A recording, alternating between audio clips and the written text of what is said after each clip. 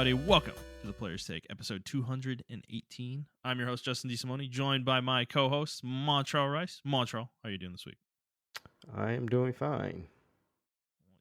You had a big event happen this week. I don't know how much you want to talk about it, but I saw you posted it on the internet. So yeah, no, I just people are confused if I'm like engaged or whatever or married. So I'm just gonna keep them guessing. I don't want people to know my life. Yeah. All right. Well, congratulations either way. So yeah. But yeah, I finally posted her. I was nervous about posting like my girl or whatever, my wife or girl, whatever y'all decide. It's like but my wife, because I don't know, people are weird on the internet, man. Yeah. Like I don't like posting my spouses, whoever I'm dating. I don't like doing that. Even when back in the day when Facebook had the little interrelationship thing, I didn't like to do that either. Luckily she's not like a social media type person. She like posts her own stuff, but she really doesn't care either. But yeah, I mean, I'm glad I'm getting like a lot of positive stuff. Like I was very nervous about it, but I really wanted to do it because I like her. I love her a lot. So, yeah, it's great. Yeah, that's good, man. The internet's weird about personal things. Yeah. You know, posting anything on there is a risk, I feel like, at this point. Yeah. So I don't know. I understand your feelings on that for sure. But it's great. This is a great time. Yeah, I'm happy. Seemed like a lot of people were happy for us. Like people we didn't even know when we were walking in, they were like congratulating us and everything like that. Yeah, that's gonna happen when you're I think it's kind of a weird thing. Nobody really talks about it, but you know, people get really excited for the actual act of getting married, you know. But then once it's done, it's just like nobody talks about it anymore. So it's interesting. Yeah, I mean, you're all a unit now. You know, I can't, like, for instance, I can't see you without Amanda, and I can't see Amanda without you. Like, y'all are one the same person. Me, almost. We got two different people, but you know what I mean. Like, so. Well, yeah, it's the same for you, man. It's the same for you. So, it's good. It's good. Just make it official. All right. Well, outside of that, Montreal, how's life treating you? It's been a very slow month. This month has been extremely fucking slow. It's still April. I feel like we've been in April for about 3 months already. Maybe because I'm expecting a lot of stuff to happen at the end of the month. Like I said last week, one event happened, and then like Star Wars is coming out tomorrow, and then I think another game's coming out like next week or 2 weeks from now as well. Zelda, and then is it another game coming out in May? Besides Zelda? Diablo is in June. In June, and then, okay. So is Final Fantasy. Okay. I mean, Redfall's in May. Oh, okay. Yeah, I wasn't excited about that. Yeah, I don't care about that. There's a lot. There's a lot happening. Yeah. Well, yeah, you know, I'm with you with April. April has been a slow month. I've been, you know, I've been struggling through my work life the last few weeks, so I'm just trying to get through. I'm just trying to get through shit right now. So grind through things, and gaming has been a nice escape from the day to day. So we'll get into all that though here. All right, well, Montreal, let's get into the show properly. So let me get through the rigmarole here. So for those of you who haven't listened before, this is our weekly show where we talk about video games, video game news, and other topics pertaining to video games. We post at 6 a.m. Central Time on Fridays on Apple Podcasts, Google Podcasts, Spotify, Stitcher, and your favorite podcast app of choice. And if you'd like to send us questions, you can do so on Twitter at The Players Take, or you can send us an email to theplayerstake01@gmail.com. All right. Let's just get right into it this week and talk about what we've been playing. Montreal, do you want to start us off? You don't have a ton different from last week, so. Yeah, I've been playing Kingdom Hearts. I stopped playing it again because I forgot about what I had to do, which was drive grind. So I've been drive grinding. And I just got bored with drive grinding because I'm trying to platinum the game. So I got to get all my drive forms up to level 7. I got to get all the gummy ship parts. I got to get all the fucking synth recipes, and I got to synthesize all the stuff. So I'm just trying to platinum the game. And I just took a little break from it. Excuse me. I've been playing League of Legends. I played two ranked games yesterday. I think I won one. I lost my jungle game, and I went mid lane. And I won that. I won that game. Yeah. So, I mean, I can't play jungle anymore. Like, I think I'm done with that role. I'm too old for that role. Um, it's just What do it's you too yeah. mean? What do It's you just too much, mean? man. It's too well. I can't do it with the randos anymore. I can only play jungle Okay. with like y'all. Okay. I can't do it with randos anymore. It's just too much Yeah. to track, and I don't even know how I managed to climb to gold one in solo queue like 3 or 4 years ago, or not 3 or 4 years ago, like 2 years. Actually, last year. Fuck. Yeah, it I wasn't that don't. long ago. Yeah, it was. Yeah, Yeah. I don't know how I managed to do that. It's just so fucked. Maybe because I've been playing with y'all, I We've can actually ruined communicate. we've ruined randos for you, man. Yeah, You're yeah, used to having good communication now, and yeah, yeah, exactly. coordinated ganks and stuff. Yeah. Yeah, it's really bad, especially when like you mess up on one or two things, and then like the team just starts flaming you and everything like that, or um, God forbid you get a Smurf on your team, and the Smurfs in this game actually talk to you, so you can tell when they're Smurfs, and like they mess up on something or whatever, they make a bad rotation, then they just immediately start blaming the jungler or whoever else or whatever. So I don't know. It's a weird feeling. Solo queue is. As far as jungling, when I played mid lane, I was actually helping my jungler a lot and impacting the map a lot more as Silas, which is weird. Um, so I don't know. I might just stick to mid lane is when I'm doing solos or whatever, and then when I'm with the team, I will jungle. I like jungling a lot. It's way better when you have actual communication and everything with people. Um, and then Apex, so we made some developments in Apex Mm. recently. Mhm. We made some significant breakthroughs. Not as far as like climbing. I mean, me and Jet got to Gold 4, and I think Brad is Silver 1 now. Silver 1 or 2. But we had a breakthrough as far as communication. I noticed like if I play like a scan character or whatever, uh it's not enough to just like have a huddle and talk to people about it. You have to actually do the action of communication. So I just start talking like a lot when we get into a fight. I'm calling out because I noticed when I was watching like Imperial How and he was playing like ALG and stuff like that and then playing the realm. um, they're Yeah. constantly calling out every little like no matter how little it is, they're constantly calling out everything, and they're either they're constantly scanning or they're constantly like looking and pinging and stuff like that. Yeah. So I took upon myself to play Bloodhound, who's the easy scan character, and because I noticed we had some success when I picked Crypto by mistake, and we had success knowing where the enemy was at. So I was like, I'm picking an easy character or whatever, and I picked Bloodhound to scan, and yeah, like I can scan and then I can know immediately where people are at, and I can call them and we can kind of predict where they're going to be at or whatever. So I'll like, oh, fucking Catalyst top.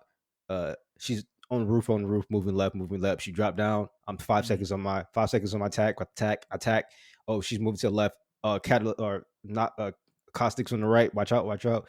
And I'll just constantly be talking and Jet will immediately like he'll immediately pounce. Like he's getting like even though we were getting killed like early to mid game some games, like he was getting 12 to 1300 damage easily almost every fucking game. It was actually incredible how well he's able to like pick up and I mean we all know Jet was like he's probably the best like aimer shooter on our team or whatever Yeah. out of all of us. Um but yeah, like when I'm constantly communicating with them and everything like that, like me and him, you just gotta tell him where to go. And then he's really good at picking spots and reading the map. And then I'm really good at like calling out stuff. Like just calling out like, hey, when we're fighting, during the fight, I can make really good picks and calls and like, yo, we should do this, or watch out, they're here, they're here, they're here, they're here, they're here. And I'll try my best to do that. And yeah, I just feel like it's been uh yesterday was a really good day, even though like we didn't really climb too much. It was back and forth, but there were legitimate times where we were like going against legitimate hackers, and we weren't upset I'll just be like real positive, like, okay, I was obviously hackers, guys. Like we can, whatever. Instead of like instead of all of us bringing the mood down, I'll just try to bring the mood back up again. But it was sometimes we did dodge legitimate Yeah, hackers, yeah. and he's obviously now he's getting like feedback reports or reports on his feedback.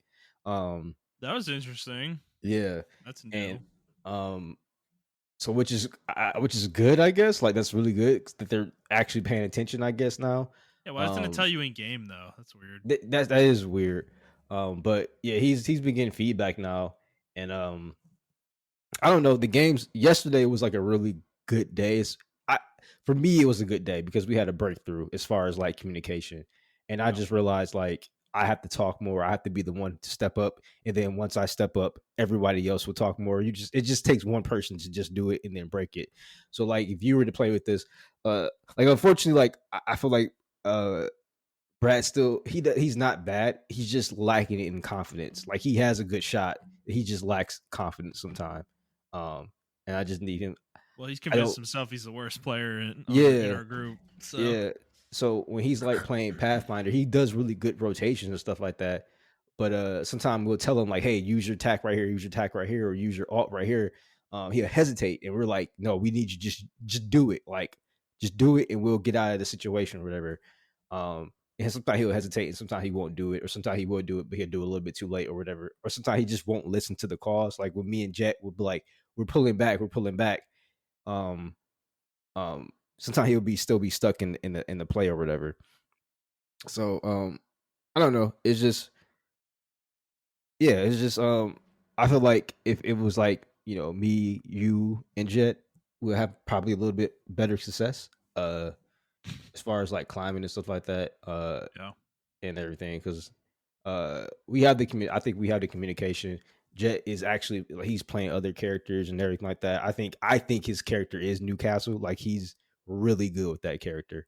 Um, and the simple fact that he's always alive because he's always able to get out of the situation and that he can bring us back, he can heal us while moving is very significant. Um, and then Brad's really good with like getting us out of the situation. But I feel like if you're playing Wraith, you'll be way better in that situation because you've been playing Wraith for like almost all of Apex. Hmm. So Yeah. um, yeah, I don't know. I think me playing Well, Bloodhound has significantly helped us a lot.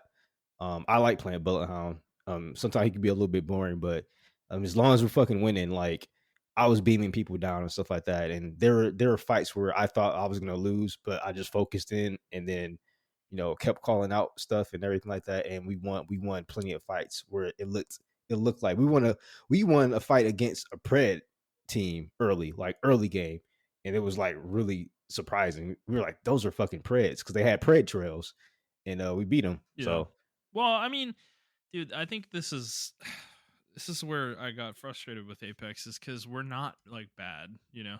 yeah. I think it's I haven't really been in the mood to play the last couple nights, but even if I was, you guys are literally in the Discord at like 6:30. So before I Oh even get yeah. home, you're already fucking all three of you were playing. So I didn't even feel the need to jump in and disrupt that. So but yeah, I don't know. I think what you're talking about is like I don't I do a lot of that stuff that you're talking about, like calling things out.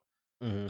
I'm not as much in combat. I do call things out in combat, but not as consistently as you're talking about. But I've always kind of looked at myself as the team scout, you know, which is why I played Vantage a lot, which is why I started playing her a lot, because I would pick up snipers or some kind of scope weapon and scout. Like that's kind of the role, when you're playing that character.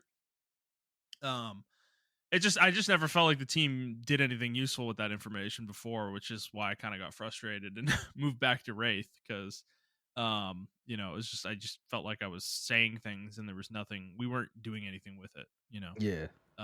So yeah, I mean, I don't know. I'm down to play.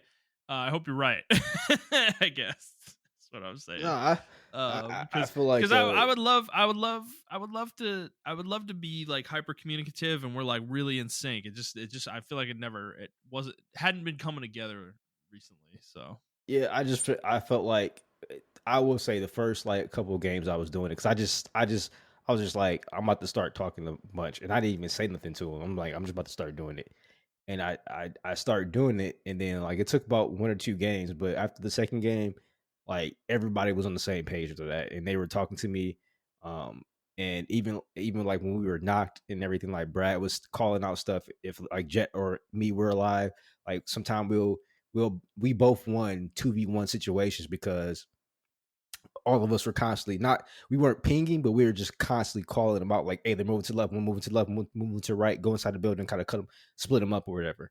And we'll make these plays and then we'll win 2v1s or whatever, or one even like dire 1v1 situations. So um I don't know. Like I said, they may have not had a good night last night, but I had a really good night last night. Even though it may not seem like it. Now, towards the end of the night, I was getting tired. We all were getting a little bit tired because we've been playing for like 3 hours straight, and we were kind of running into like some hacker squads, like some blatant hacker squads. Um, but yeah, delete the charge rifle. By the way, like that gun's fucking terrible. Like, there's just Yeah, no I think it's uh there to just take up a loot spot on the floor, like on the ground. yeah, it's terrible. It's a But hacker yeah, weapon. it is. This is not even just a hacker weapon. It's just like a easy weapon. There was one game where we lost because of the charge rifle. So okay, I'll tell you, he was a hacker, but he wasn't the one using it. It was another guy on the team using it. He was using the Sentinel or whatever. But it was 3 teams, and um, Mirage's ship on Blood Moon, or Yeah, not Blood Moon, but Broken Moon, yeah, and you know that hill on the left hand side of it where it's hmm, overlooking where you can run up from yeah, gardens. So they were over there and we saw them coming because I heard them coming, and I was like, oh, okay, we have a team coming up there or whatever. So they didn't even know that we were there, and we started shooting them. It was a Bangalore, Loba, and a Valkyrie. The Valkyrie ults all the way over to the other side, not even to the other side of uh Mirage's ship or the other side where the other places are at. She launched herself all the way to the rail house, all the way, northwest of that place, yeah, like where you go to the next area, almost like in between those next areas. yeah, She's over there and she's shooting us with the charge rifle from that fucking distance. And then both of them are on. We knocked the Bangalore, but then the Loba was still up, and she managed to not because she was wall hacking. I tested it, like, you know how you run to a wall and then you stop right before you get there. Like, I yeah, stopped right before I got there. She shot, and then Jet did the same thing and she shot. He's like, oh yeah, she's definitely 100% hacking. So she was hacking, like wall hacking. So we knocked the Bangalore, the Valkyrie's over there, and then Loba managed to knock Brad and Jet. She was like 2 or 3 hits or whatever. I just had to finish her off, and then the Valkyrie had to come way over there. But she was sniping me with the fucking charge rifle from way across yonder, and then the Loba was just playing footsies. I was playing footsies with the Loba inside the place or whatever, and trying to duck in between Brad and Jet's knockdown shields, and did not end up getting sniped by the fucking Valkyrie. But it was just a very frustrating experience because I'm like, if that charge rifle wasn't there, there would have been no reason for her to launch off like that, and we probably could have just hmm, won based off because they were bad players. And we probably could just won based off what she did or whatever. But because the charge rifle exists, she was able to make that play. And it's just that was just one instance where I was just like, yeah, this weapon needs to fucking go. Like, they already nerfed it once because I think it was an energy weapon before, and they nerfed how many charges it hold. Um, I don't Well, know they what else made you can that do. they made it cost double ammo to shoot. Oh, really? I didn't They know did. that. Yeah, Yeah, that was what they did. yeah. So I don't know what else they can do. They need to just completely remove the weapon at this point. Like, everybody's saying, just remove the weapon. Like, it's not even a good sniping weapon. Like, people are like, oh, we need sniper weapons. Just make another one or get the Kraber back on the field, nerf the damage a little bit, and get it back on a regular loot table. Just, I don't know. The charge rifle was Yeah. not fun to play, Yeah, So we're at the point in Apex's lifespan that I do think it's time to start taking guns out of the rotation, like, permanently. yeah. Because the charge rifle is definitely one of those. That gun is like nobody uses it unless they're a hacker, or it's the only thing you find, early game. So Well, it's funny is that's the thing. I think that's one of the games that made Imperial. No, it wasn't that game. It was another game. But Imperial How, he's just like, I'm done with it. Like, we need to remove this weapon. There was one clip of TSM, the team TSM, fighting against his Watson's team. And yeah, they were going up the zip rail. His Watson's team was going up the zip rail in fucking World's Edge. And was all three of them had charge rifles, and all you saw was beam, beam, beam, beam, beam, beam. Yeah. And Yeah. his team just got knocked. And I was just like, like, what are you supposed to do against? There's no counterplay to that. Like, you can't do anything to that at all. No, So you can't. yeah. But besides that, like, I think that's the breakthrough. Since we were playing ranked and we're playing serious, like, we just got to communicate more. And I'll say the same thing in our league. I think I'm gonna start doing in league as well, just talking a whole bunch, and then maybe people will pick up. If they don't like it, then they won't say anything in chat. But they do, then yeah.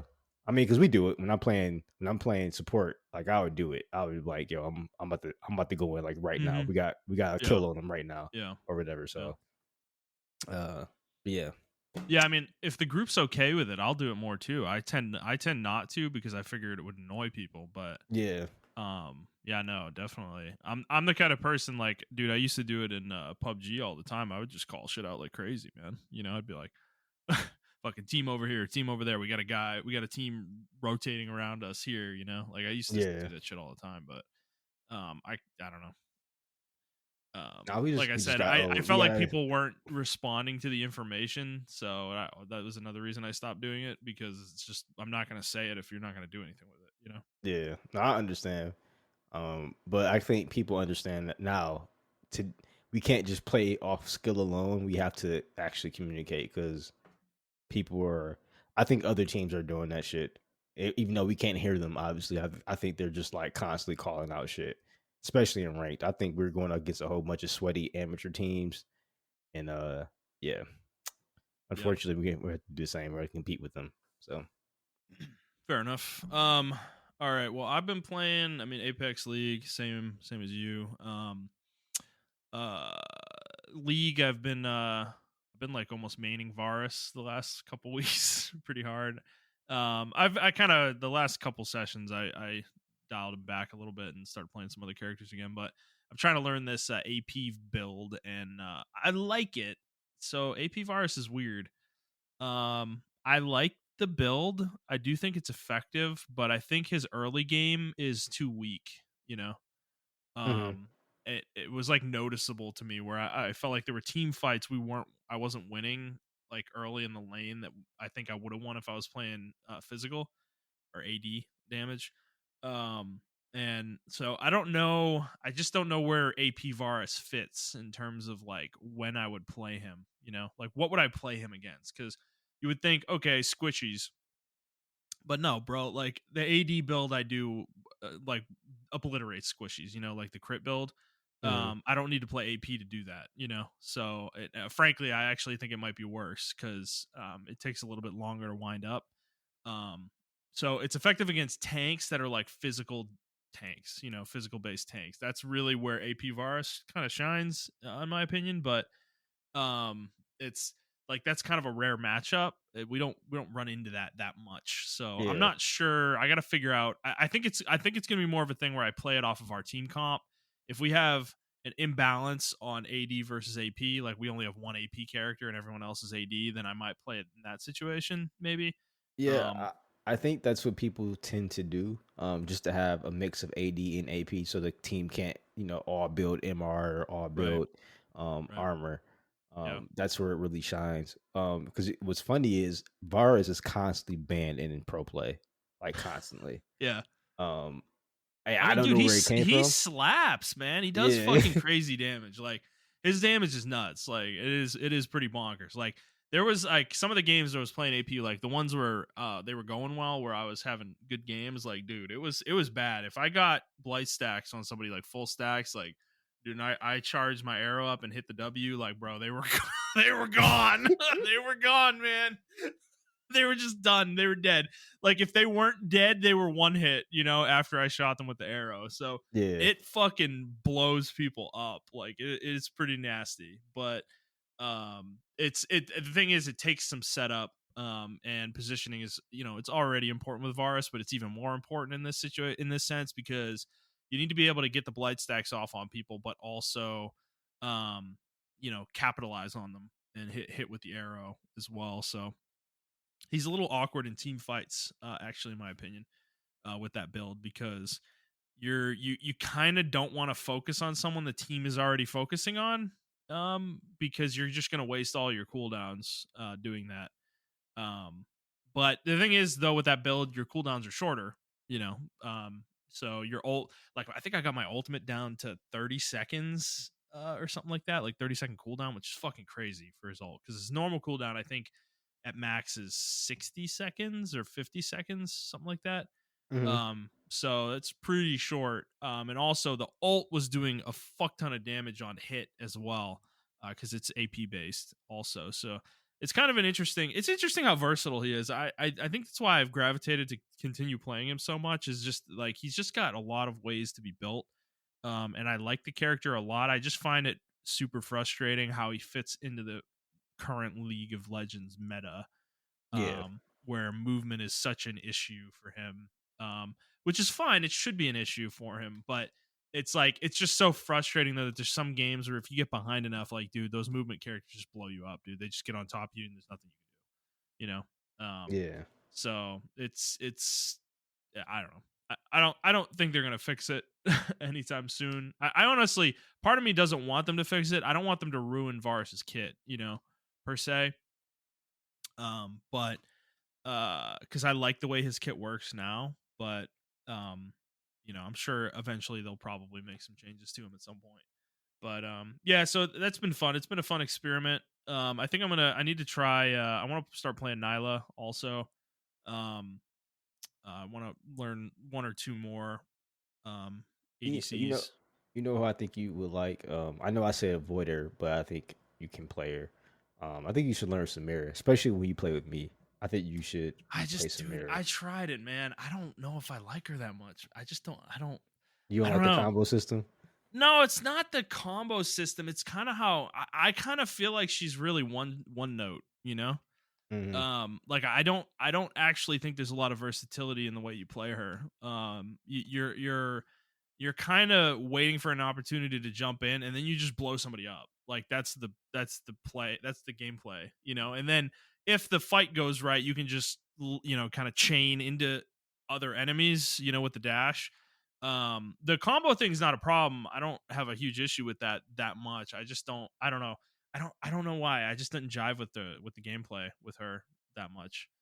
Um so I think I prefer, because I just don't feel like, when the thing with Samira that I have trouble with is when she's behind, it feels so bad. Oh She's yeah, like, she's definitely a feast or she's famine champion. yeah, she's horrible, dude. She's a front running character, like, in the worst way imaginable.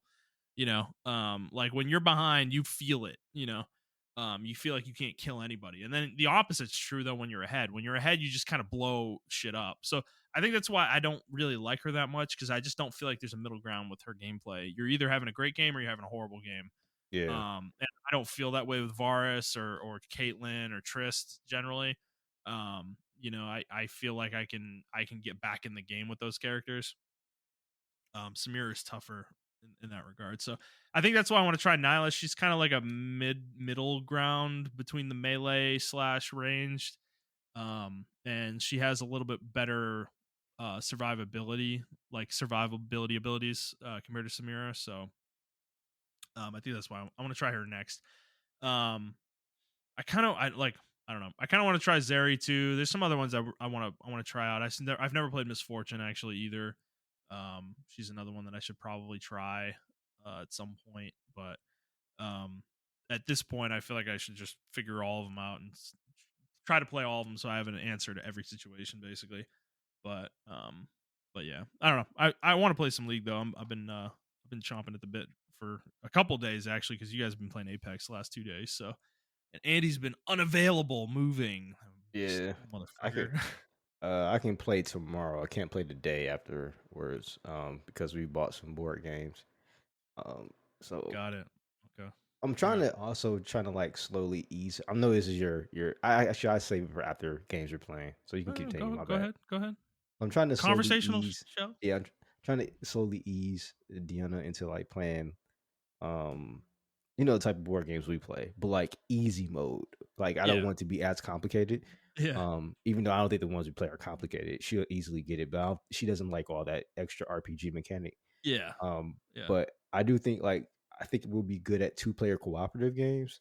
So I've Hmm. been trying to like find some like good two-player cooperative games. So I was wondering if you like knew any of the top of your head that would be like really fun for her to get into and stuff like that. Well, what are we talking like? Are you looking for like dungeon crawlers Yeah, or just some like easy dungeon crawlers or maybe some good role playing ones that me and her can get into. okay? Um, Because Hero Quest, they remade it recently. mm, Is a very simple dungeon crawler. It's really easy to pick up and play. Um, okay, it is not long winded either. There's no character progression really, okay, in terms of like leveling or anything like that. Like there's equipment. Like that's the extent of the progression in Hero Quest. okay, So I do feel like that is a good one. Um,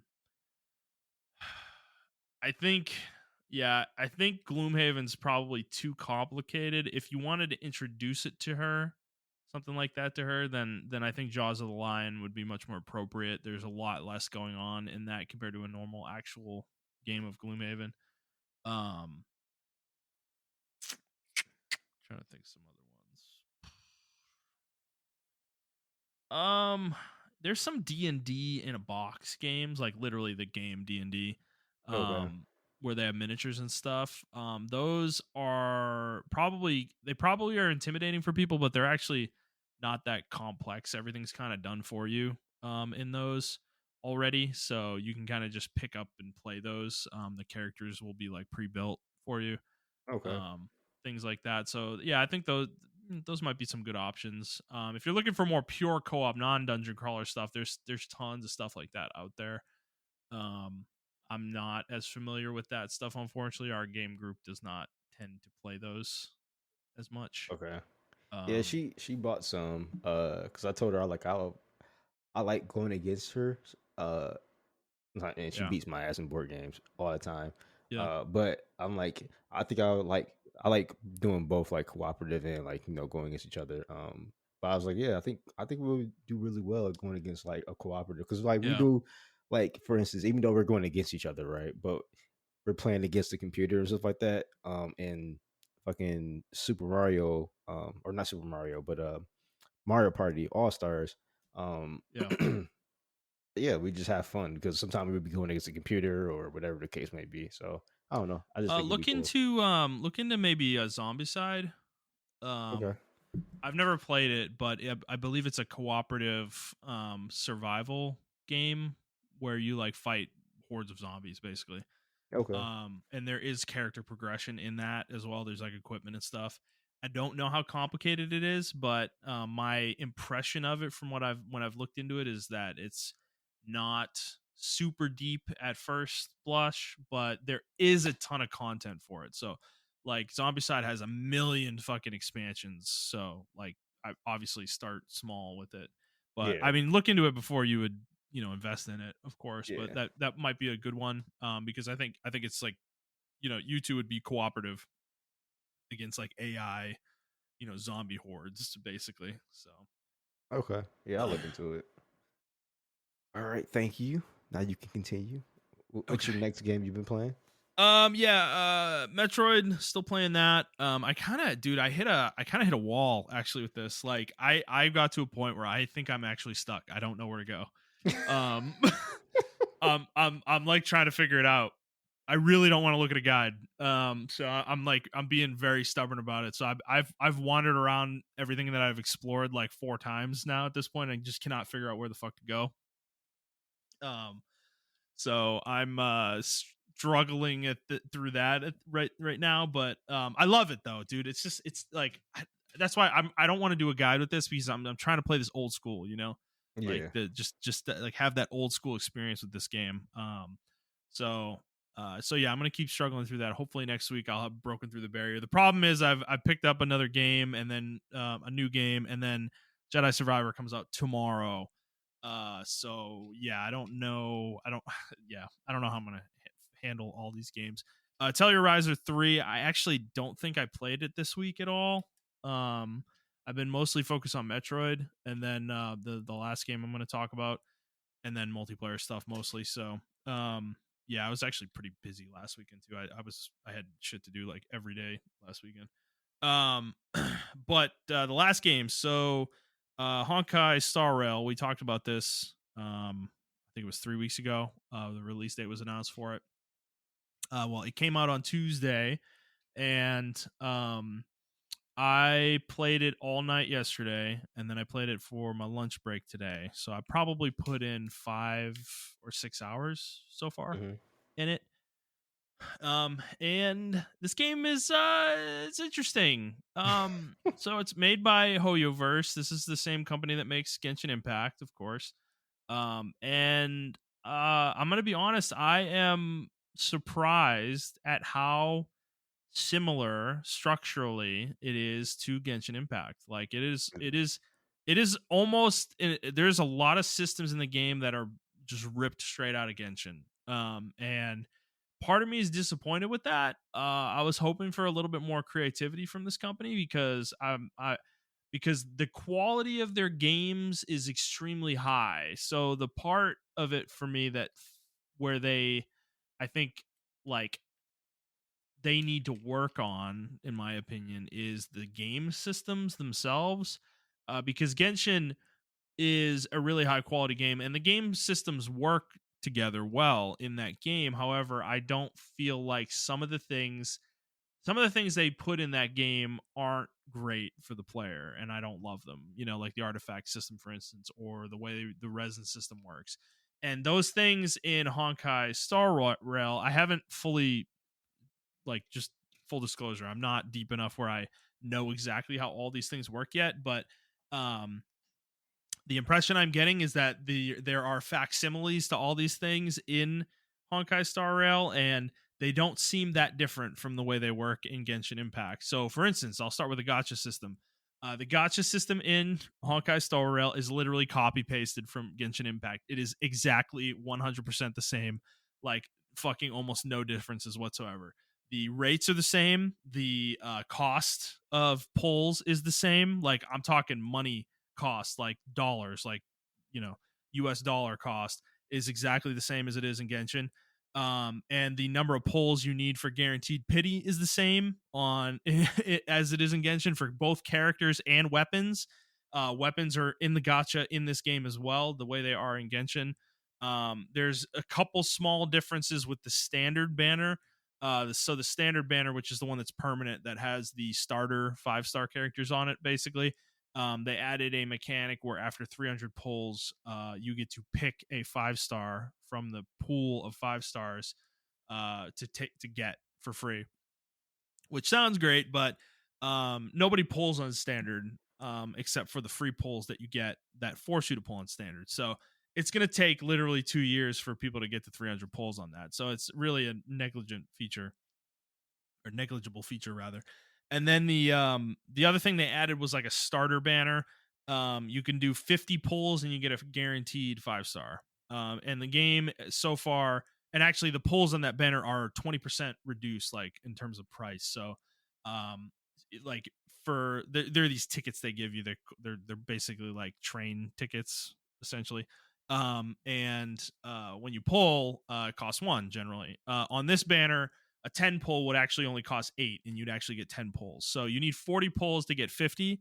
And once you hit the 50th, you get a free 5-star. But that is a one-time thing. Once you do the 50 pulls, the banner is going to disappear. So that's like a one-time thing. It's nice, but it's not a huge thing in my opinion. So that's the first thing that was disappointing to me. I was really hoping they would try something different with the gacha in this game versus Genshin Impact, because I don't hate Genshin's gacha, but I also find it, after years of dealing with it, not the most. It's just not a consumer friendly, pull system. It's not terrible if you're patient. Like, you can guarantee things with it, But it is also brutal when you are not flush with resources because, um, the first 5-star you pull on the character banners, limited character banners, there's one character that is featured, and there's a 50% chance you will get that character the first time you get a 5-star. Okay. The other 50% is one of the standard 5 stars, which are at this point in Genshin's lifespan, like not great. You don't really want them. You didn't really want them in the first place. If you're pulling on the limited banner, you're pulling on the limited banner because you want the character that's featured, right? So Mhm. you're not going to be happy if you lose the 50-50. Um, well, yeah. So the fact that that's exactly the same isn't great. They did replicate though that if you miss the 50, if you lose the 50-50 on the first 5-star, the next one you get will be guaranteed to be the limited character. So they still have that system, meaning that you will be able to guarantee characters to a certain degree if you're patient with your polls and don't just blow your the free stuff they give you every chance you can. Um, so yeah, it's take it or leave it. If you like Genshin's gotcha system, then you'll like this one because it's pretty much the same thing. The rest of the games, so the gameplay is obviously the biggest difference here. This is a turn-based JRPG. Like you take a turn, enemies take a turn. You take a turn, enemies take a turn. This is not like ATB either. Like enemies won't go until you take your turn. This is like Dragon Quest style Mm. JRPG. So, but what I will say for it is that it is a pretty good turn-based system. In my opinion, I think the gameplay is, I wouldn't call it unique. They've certainly created an amalgamation of many other games that have come before them. I'd say they borrow most heavily from like Persona in terms of the way things work, because this game, just like Genshin, has an elemental system where there are, I think, 7 elements in this game, and enemies will have weaknesses to those elements. And you can, if you use abilities that they're weak to, enemies will get broken, and then they won't be able to take a turn. On their next turn, it doesn't always work that way. Sometimes they'll immediately recover from the break, and they'll be able to go. But depends on certain abilities and how the interactions work with the elements. But yeah, so it's kind of more like Persona in that way, whereas what I will say, Persona gives you an extra turn when you hit something with weakness. I believe that's, from what I remember, it's been a few years since I played Persona 5, but so it's a little different in that regard, but it's kind of the same concept. It's in practice, it ends up being the same thing ultimately. And it's fun. So far I think it works pretty well. You can have a party of 4 characters, and it is interesting to play it early on. The early game, I think, is it's kind of nice. I always enjoy playing these games when they first come out because that is tends to be the most fun. Once you get through the initial burst of content and you're kind of in daily mode, these games become kind of almost like jobs, generally speaking, kind of like an MMO or something like that. So I'm trying to actually just enjoy the ride right now with this game, for the most part, because there will come a point where I run out of things to do, and I'm just doing the daily repeatable content, Okay. Um, but yeah, so I mean, otherwise with the combat, I think this is a nice change of pace from Genshin. If you're somebody that's played Genshin and you're kind of getting a little weary of it, you may want to check this game out. This will probably be a breath of fresh air, because it's so different from Genshin in terms of its pure combat gameplay. That I think that will be nice for people. But what I will say is the structure of the character statistics is very similar to Genshin.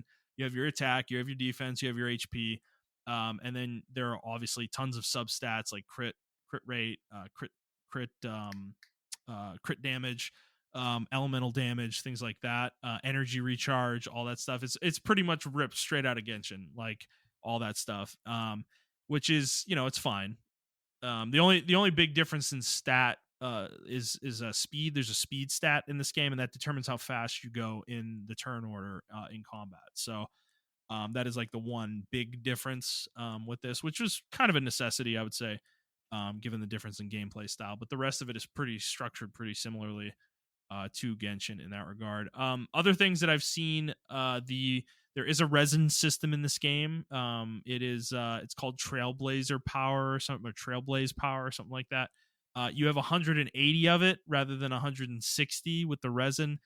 The recharge is also shorter on this game's. It's 6 minutes instead of 8 minutes, I think, per point.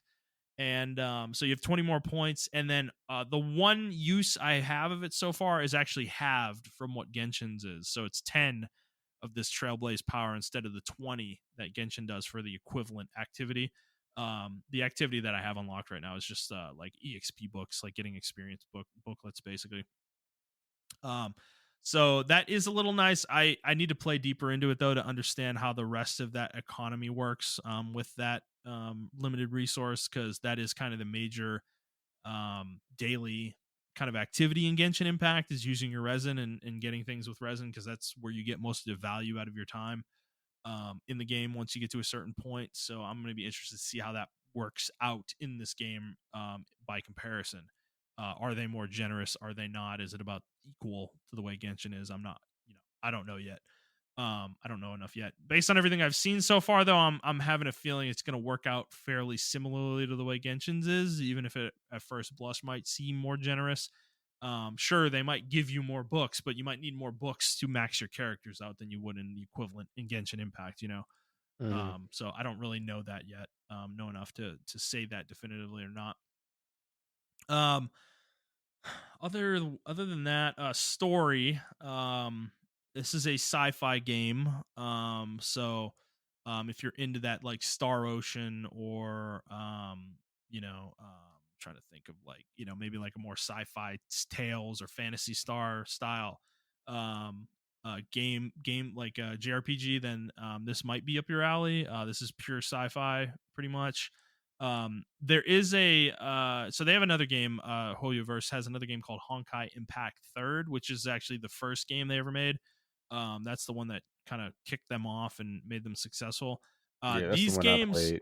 yeah, these games have no relation to each other beyond. Ah, that sucks. Yeah, I thought they may have, but they don't. I saw a lore video about it, and they were saying there's no direct connection between the two, other than the fact that you will see the same characters in both games. Okay. However, what they've said is, or what people are saying is that the characters in Honkai Star Rail are different versions of the characters than what's in Honkai Impact Oh, Third. They're okay. not the same people. They don't have the same goals. They don't have the same. They might look exactly the same, but they're not the same people. Yeah, So, so it's like Marvel's cinema universe where they have like, hmm Earth 101 Spider-Man and then Earth, hmm 235 Spider-Man, who are yeah, two different Spider-Mans. yes. Interestingly, though, there is one character so far that I've met that is connected to Honkai Impact. And he comes from that universe, I guess, supposedly, and that's like his story in this game, is that he's like stuck in this like Uh, universe okay. for whatever reason. Yeah, so that's interesting. There is a slight tether, but otherwise, yeah, they're not related otherwise, as far as I know. So far, but the game, just like Genshin, though, has like fairly deep lore. They're already significantly like hammering the lore of like what would be the gods in this universe, hammering that home in the first 5 or 6 hours pretty hardcore. So there's definitely they put a lot of thought into their game world, certainly.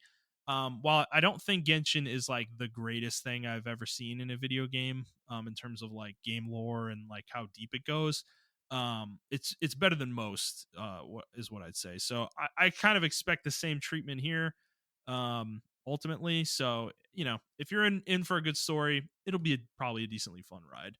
um Do you think the game is balanced as far as not buying characters to compare to buying characters? Like, will certain challenges be, will your progress be limited if you don't buy the latest and greatest character? I don't know, I'm not deep enough to know that yet, Okay. certainly. This game, by comparison, I think is going to be harder than Genshin Impact. Genshin Impact is hyper casual at this point. You barely need a functional party to do most of the content in that game. They've designed it that way on purpose. They don't want it to be hardcore. min maxing game, which is hilarious because the game's design screams min maxer, but they design all the content in that game to be beatable by like the most pathetically weak characters in the game generally. So I don't know if they're going to be able to get away with that here because it is a turn-based RPG. It's not skill-based really in any way in regards to reaction time or anything like that. It's literally going to be, can your characters power through the enemies, Mm.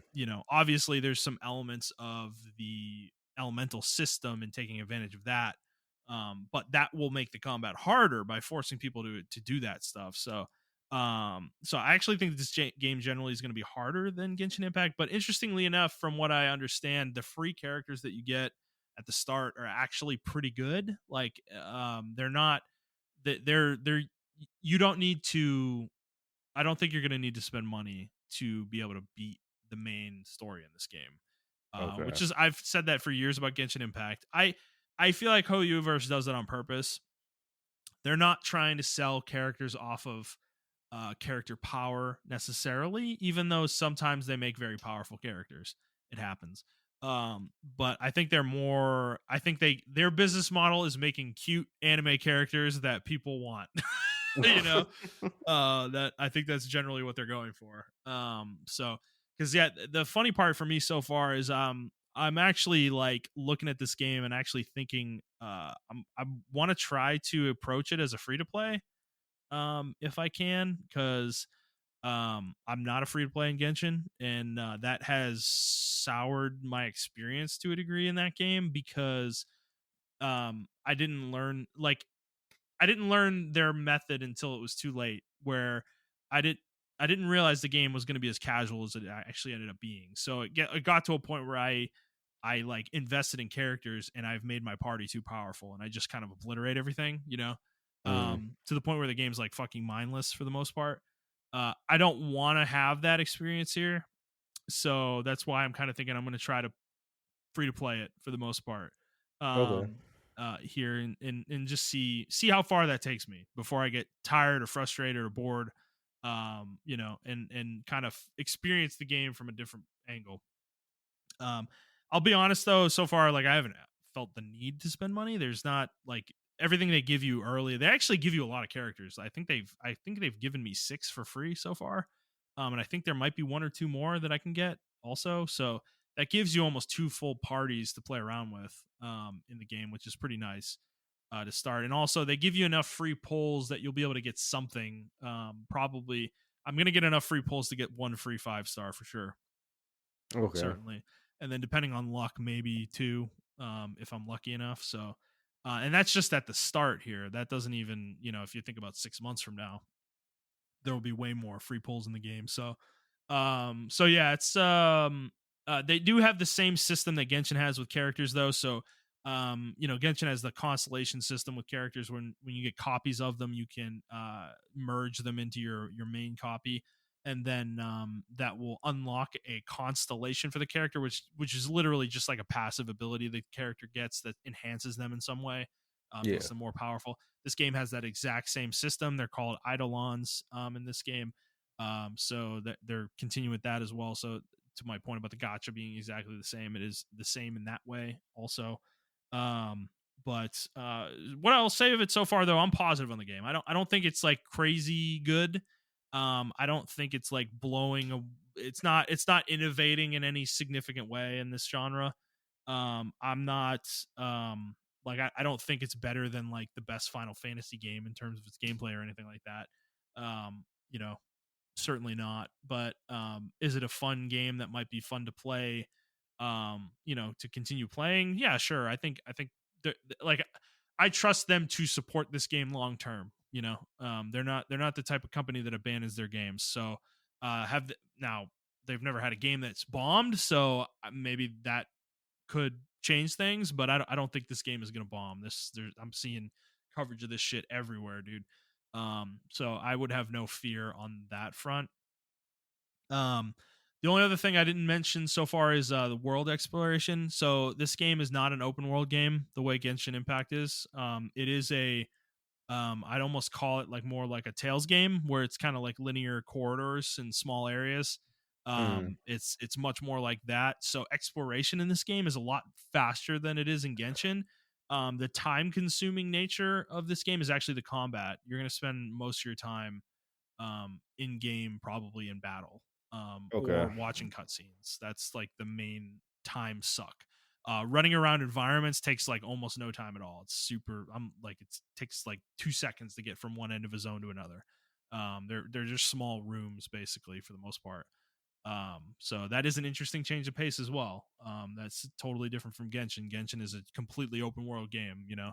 But I like that though. I think the thing with Genshin is it's like Genshin's problem to me at this point is that there's too much Genshin. Like somebody I think about somebody new coming into that game, especially when 4.0 launches, and dude, you're gonna have 5 full zones to explore in that game that are fucking gigantic. Like I'm talking like tens of hours to full complete them. You know, each one of them. You're talking 200 hours probably to catch up and like complete. You know, all the existing content, probably more. You know. So that's like the biggest issue. That's a barrier to entry with Genshin at this point. Whereas Honkai obviously doesn't have that right now. So if the game interests you, now is the time to get into it. Because I mean, honestly, I don't know if letting content build up, if that sounds appealing to you, then sure, go for it. Uh, I'm actually kind of at the point I want to keep playing it because I think I want to expand on these thoughts next week a little bit more. But the game isn't on PlayStation yet. It's coming to PlayStation. They say it's coming soon. So given that, I kind of want to wait until it comes on PlayStation and really like go all the way in on this game. I'm not sure. We'll see how if it keeps my attention or not. But so far, it's been a good time. I'm enjoying it. So it's definitely a solid game. Certainly, it's not poorly made. The graphics look great. I think the animations, the character animations in combat are fucking awesome. I think the attack animations are like really fucking cool. They did a great job with that stuff. There's actually some really cool ones that are super funny. There's one woman. She's one of the 5 stars. You get her briefly, and her ultimate ability is like she calls a satellite that shoots like a fucking kamehameha down on the enemies. Like it's hilarious. So yeah, there's some good stuff in there. I don't know, Montrell, if you're in Discord, I mean, maybe tomorrow I can show you some of the gameplay a little bit to kind of give you an Okay. idea of how it plays somewhat. Yeah, because I'm not gonna Um, lie, I'm not really too fond of the Dragon Quest style gameplay. I yeah, like turn based, but I think the Dragon Quest. There's nothing wrong with like old school yeah. JRPG style. I just think that was like that style is like super out Yeah, of it's date. it's it's fast paced though. I will Okay. say that battles don't take that long. You're probably winning most combats within a couple turns, 2 or 3 turns maybe. Um, Okay. and when I say turns, I'm talking like a full round of your team going and the enemy team going. Okay. Generally, so yeah, it's not that bad. The only exception would be boss battles and then certain kind of wave based battles where you're fighting multiple waves of enemies at once. Mm. Singular combats against one group of enemies are really quick. It takes like Okay. maybe a minute or two. So yeah, it's good though. Would certainly recommend it. As far as gotchas go, I mean, it's the continuing Hoyoverse's kind of trailblazing of their own with that genre. Because this is a full console game. Like this isn't. It's on mobile. You can play it on mobile, and I'm sure this game actually is going to play a lot better than Genshin does on mobile. But given the nature of what it is, but I don't consider it a mobile game. It is a console game through and through. So, all right, All right. fair enough. All right. Well, Mancho, let's move into the news. God damn, we've somehow already been going for an hour. Did I talk about Honkai for like 30 minutes? I think I did. No, I mean we took a couple of detours. We talked about the board games. We talked about League of Legends. Okay. Uh, yeah. I just was going there for so long. I wasn't even sure like how long I was talking for. All right. Well, let's move on to the news. We got major news this week. Uh we've been waiting for it. We were going to talk about South Africa passing the Activision Blizzard deal or approving the Activision Blizzard acquisition by Microsoft. We didn't have time to get to it last week, but yeah. So the UK, the CMA in the UK blocked the deal. They blocked it, and they said it was on the grounds of cloud gaming specifically. That nascent market, they do not want. They think Microsoft acquiring Activision Blizzard could have irreparable effects on that market. Mm, And additional context, I saw there's a lawyer that covers games, Hoglaw, on Twitter. He was talking about additional context that they are kind of um there were some quotes today about Game Pass, where the CMA mm. is offering Microsoft a approval of the deal contingent on them not raising the price of Game Pass going forward, which means they consider cloud gaming Game Pass plus whatever else cloud gaming is. So that is those are interesting things to combine, because I don't consider Game Pass part of cloud personally. It's more of a subscription service, but Well, regulators might not feel that way. So it's interesting that the CMA is still. Maybe there's an ulterior motive, but it seems like they're actually fighting for consumer rights or consumer protections. I mean, yeah, that is a good point. Which is supposed to be with the CPBB, I think. I don't know. Better Business, not the Better Business Bureau, but the Consumer Protection Bureau, whatever. Here in America, is supposed to be doing yes, as well. yeah, But obviously they don't do that. I mean, we have a lot of monopolies in certain sectors. So yeah. I just thought that was interesting. A lot of people, it is better with context, even though you didn't mention. I interrupted you. I'm sorry. Even though you didn't Oh, you're good. mention like the lawyer or all the context to it, just that one bit of information is like really significant because I mean there is nothing to counter right now. As of right now, cloud Game Pass. Like Sony has their little structure or whatever, and then Nintendo Yeah, has Nintendo Online. But we all know like there's nothing to counter Game Pass. Game Pass is just such a lucrative deal for the consumer. yeah, yeah, yeah. And Microsoft getting control of such a big, um, publisher could severely impact that, Yeah.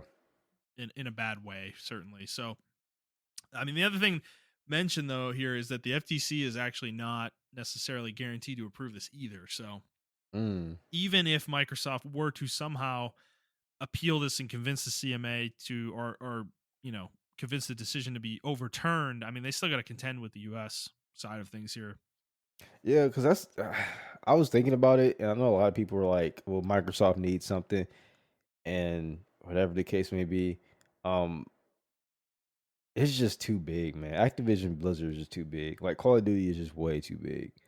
And yes, they say it's a 10-year deal and whatever, and they won't do anything to it or whatever. But I don't know. I was just thinking about it, and it's just like that's just a huge market to soak up, like and be like, hey, you know, come play. You have all the better stuff on the Xbox side and all the other stuff like that, and it just doesn't promote healthy competition, in my opinion. Um, Yeah.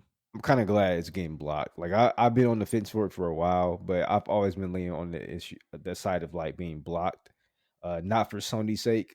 That's the reason why I wasn't saying it because people think I'll be a Sony fanboy or whatever. It's just like no, I don't think. I think even if Sony was trying to acquire Activision Blizzard, it would be a bad thing. Um, Yeah. to happen. It would just be really bad. I don't think no one this is one company that should stay like EA. Um they're like necessary evils. I think they need to be independent of each other. Like we don't need them to go to one console or another, if that makes any Right. sense. Yeah. Yeah. And I think there's part of me that's like a little, I don't want to say disappointed necessarily, but like I part of me is like wanted this to go through for Blizzard specifically, Mm, because I had hope that under Microsoft's leadership things at Blizzard might change, in a positive way in multiple areas. So, the workplace, the toxic work environment, plus the direction that they've taken with their franchises, over the years, but I don't know. I think I need to give that up. I think my only hope for Blizzard at this point is that Activision separates from them and sells them separately to somebody. Because honestly, Microsoft has shown that they can't shepherd their own shit. Why would I feel like they should be able to shepherd Blizzard, who's a mess? I don't necessarily think that would be a positive thing to combine together. Them staying with Activision, I mean, it's just going to be the same song and dance under them, you know. So Yeah, I think for them to truly get their act together, they're gonna have to go independent. And then they're gonna have to feel, which they the could. wind beneath their feet to actually make a game and get it out within a reasonable time and everything. I mean, granted, Diablo 4 was announced and then it was released within a relatively normal development cycle. Um, It's been in development for 6 years or more. Yeah, I don't know how normal I would call that. I thought it was like 5 years. I usually for No, like a triple A game, I usually say like 4 to 5 years I mean for a that high is end normal. We one. are going to talk about that later with Jedi Survivor, but yeah, I mean, I think anything over 5 in your games had some issues in development at this point.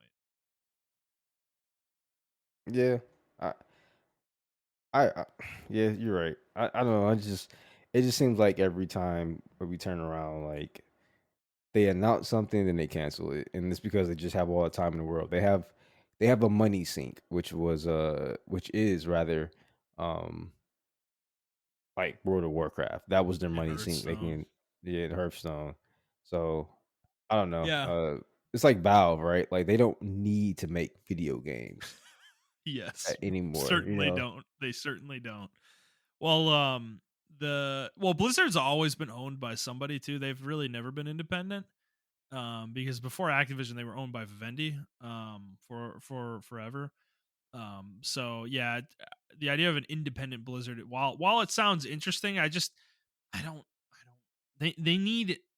I don't think they would change if they were independent, which is why they've not left Activision. I don't think they have a desire to change.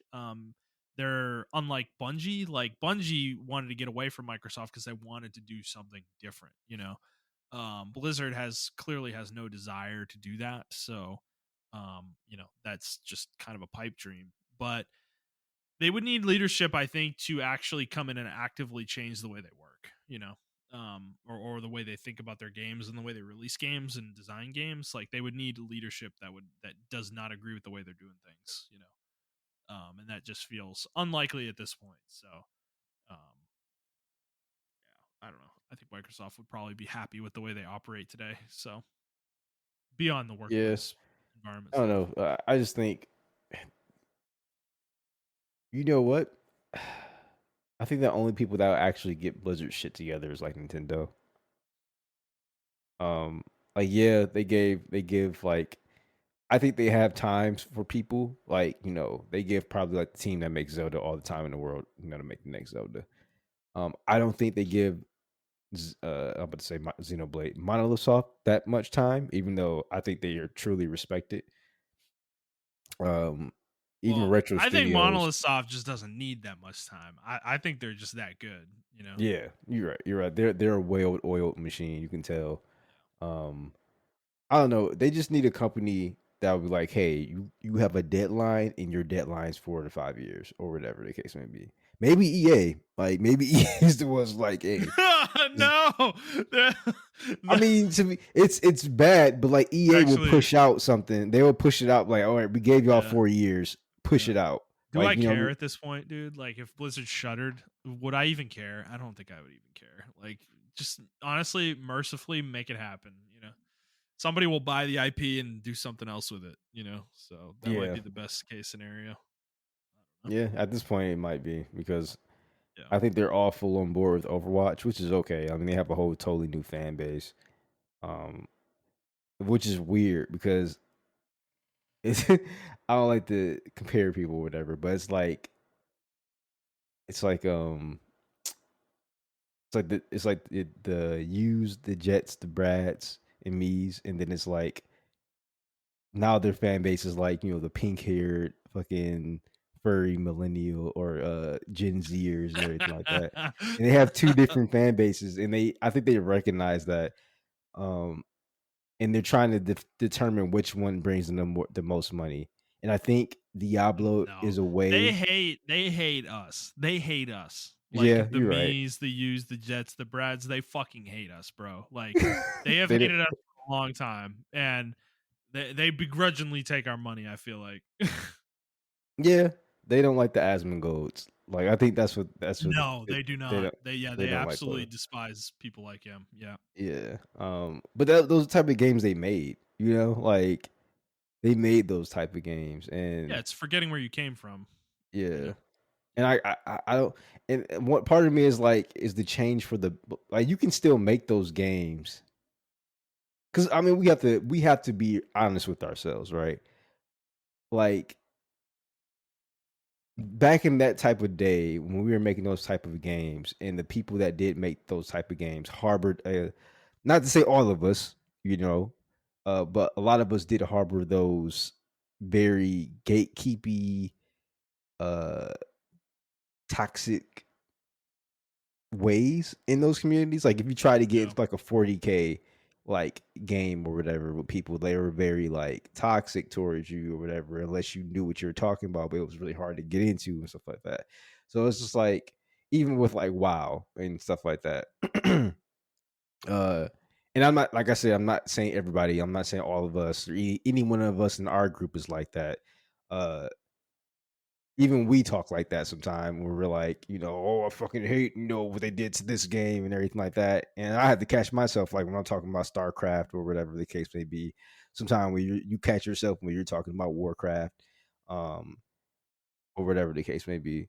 Um, but I don't know. Blizzard just a weird company, and like their fan base is weird because I think they recognize. I think Overwatch was a clear cut sign that, hey, we're done making those games at this Yeah. point. Yeah. Um, and it's been very successful for them. So I don't know.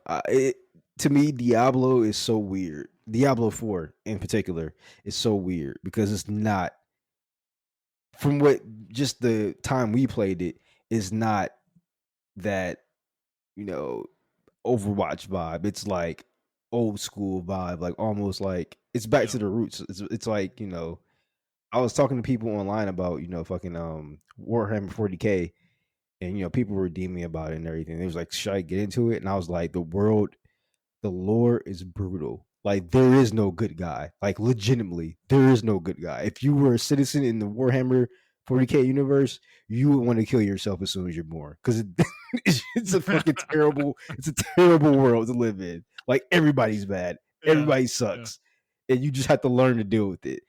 And I don't Yeah, think. I think that's why I don't like Warhammer, dude. Like, because See, yeah, I was like playing the Wood Elves and like fucking what was it, Total War, uh Warhammer, and dude, they're just like yelling at you. They're so angry. They're like oh nature, I'm like, fuck, bro. Like, Yeah, okay, and like in the Jesus. 40K, like you would think, like the Space Marines are fucking assholes, the fucking demons are assholes, the orcs are fucking assholes, and you're Yeah. like, oh well, the Space Marines are talking shit about the orcs, and they're enslaving them. But then when you go on the orc side, they're like fucking assholes themselves. They're enslaving other people, and there's always like a hierarchy of like bullshit. And it's just like there is no good guy in this game, which I like. I mean, it's Warhammer is one of those universes you have to take in doses. Like you can't just like enthrall yourself because you get fucking clinically depressed. It's a depressing fucking world.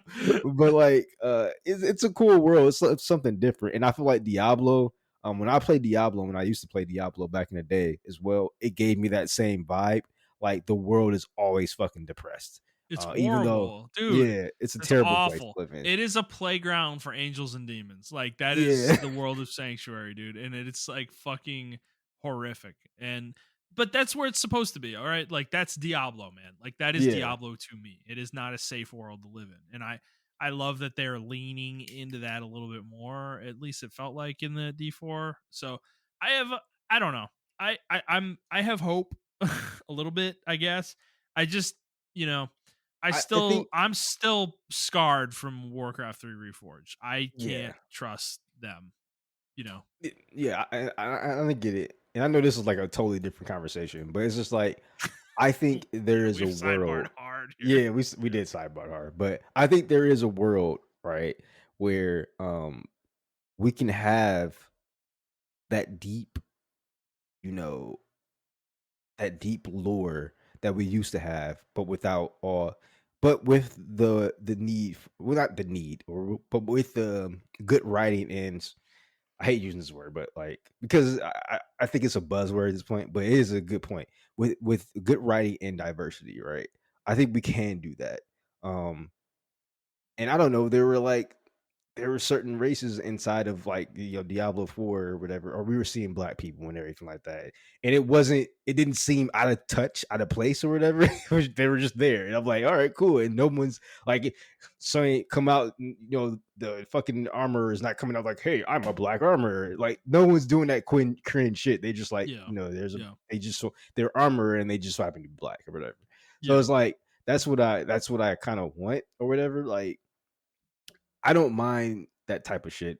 And I think when people think of those type of games or whatever, that's why they stay away from those type of games in the way. And I think the other side is uh like people feel like you can't add that stuff to the games without it being pandering and quote unquote woke and stuff like that. And I think there's a good middle ground, and I think we're just now finding that middle ground. And I'm hoping Diablo 4 is that middle ground to show like other IPs like um your Warhammer 40Ks and your fucking Magic the Gathering, all that other shit, and your D&Ds. Like you can have this type of diversity without changing characters, because that's a big thing I hate, and without doing with it all together. Like you can do both, in my opinion.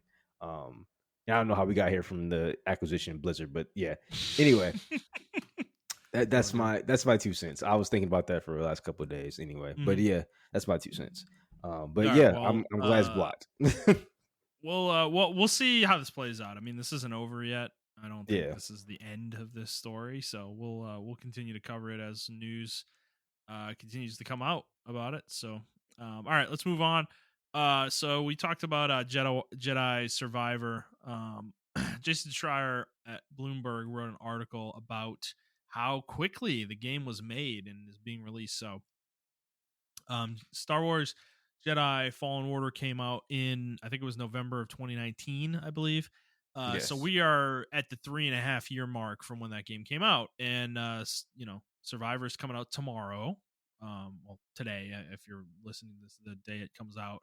And that is pretty fast in today's modern game industry. To Montrell's point about games taking about 5 years to make, generally, this is pretty quick. And Respawn, in the article, Jason mentions, actually there's a funny little point in there that they've released 4 major games in the time frame that Rocksteady has failed to release Suicide Squad. So yeah, that could tell you, all you need to know about that game. But yeah, so I mean, this is pretty quick. And I did read the whole article. The director of the game did mention some things like that they've allowed the team to work from home throughout the pandemic, and that's Hmm. continued to now. And also, he did say the fact that they're making a sequel, makes it easier rather than making a whole new game. Things along those lines. I don't think he's being humble, because it Yeah. is kind of a fast turnaround time for a game in the modern era, especially a AAA third Yeah. person And action game. who's the lead director? I can't read the article. Oh, here we go. Stig Asmussen is his name. Okay. Yeah, because I know my friend. I think he's like the lead animator. I know he's working. He worked directly on Fallen Order. Fallen Order, or not Fallen Order, but Survivor. This was Oh, his okay. like Oh, that's he awesome. was like I think he was like one of the leader of the teams that was working on it. So I think he Yep. was like the lead animation team or something like that. I gotta check. But yeah, I was glad to see that he wasn't even burnt out. He enjoyed making the game at every at every turn. So I don't know. I think is I think they have a good fucking rapport there. Yeah, good work Even though environment. yeah, a good work environment there. Even though I'll be talking shit about Respawn. It's funny because like my Well, best friend works for Respawn. Apex is something. Apex is its own thing. Yeah, exactly. And I mean, I guess that's one thing that we gotta look at too with Apex. That they're fucking split up, and I don't know how big that team is. Like he doesn't even touch Apex at all. So it's like I know that's a huge fucking team. You know what I'm saying? So Yeah, um, yeah. I don't know. Well, I just think that's really cool. Respawn's fairly big at this point. I mean, they have at least 3 teams. Maybe even a fourth, possibly. So, because they were working on another game that got canceled. Remember, Oh yeah, earlier this year. So, they've clearly had 3 different things in development in the pipeline at one time. So they've gotten pretty big. I mean, for good reason. I mean, we've talked about Respawn. I know we talk shit about them with Apex, but like overall, they are a good company. Like they're a very good developer. They are probably EA's crown jewel at this point, I would say, of the studios that EA owns and controls. They're the most consistently high quality studio that they have, and they make games quick too. I mean, dude, 3.5 years to make this game is no joke. yeah, Certainly. So yeah. He was the lead animator. He's the lead animator for the game. So that's cool. yeah, man. He did all the cinematic stuff Oh, for that's awesome, man. Respawn or for Jedi. I've been holding that in for like the longest. But yeah, I knew about the game way long. Like I knew about the Yeah. game like 4 years ago, 4 or 5 years ago. I knew about it. Yeah. But I've been holding that in for a while. But so I'm glad the game's finally coming out and everything like that. And yeah, it's really fucking cool that he gets his just desserts and everything like that. So uh Yeah. I and mean, this game this is. I Yeah. Go think ahead. this game shows also that you can make games at a good fast pace without burning out the entire fucking staff. Like you don't have to do a fucking, the BioWare magic shit. Well, as Musin does mention in the article, he said that they were their kind of strategy with making games is they don't allow too much scope creep to happen. They decide early on what they want to do with the game, what the game is going to be, and then they execute that vision. Nice. Um, Okay. and he mentioned that they try to fail early and fail fast in development, so they can figure these things out early on in the cycle of developing the game, so that they're not spending fucking years in the middle trying to figure this shit out. And I think that's a key thing that a lot of developers I think don't get right is they don't their game's not calcified early. The game is like flexible. They're kind of changing what it is late in development, and that's where you start getting into trouble. hmm Yeah. So I I think that's a really cool way to do things. To be honest with you, like I think a lot of games should take that mantra, or you know they develop it or they make the scope. This is what it is right here. And if it doesn't work, if we finish it early, then we can add more, or we can take away. So yeah, that's cool. Yeah. Yeah. All right. Well, it's definitely worth a read if you guys have a moment. Check it out on Bloomberg. All right, Montrell. Let's move on to our next story. We didn't have time for this last week, so we moved it to this week. But there are rumors of a remake of Persona 3 um, potentially coming out. How would you feel about this coming from Atlas? Uh, I think they need to do a remake after that piss poor. No, that was Persona 4 Golden. They released that was a bad port, or was it Persona 3 port they No, it was released? 3. It was It was 3. 3. Yeah, I Yeah. think it needs a remake. They ported the Um, PSP version of the game. yeah, I don't really like that version of the game. Um, uh, my only concern is, you know what? Never mind. I think it just needs to be remade. Yeah, my only concern is like I don't want because 3. I'm trying to remember right. 3, you almost immediately got to the action.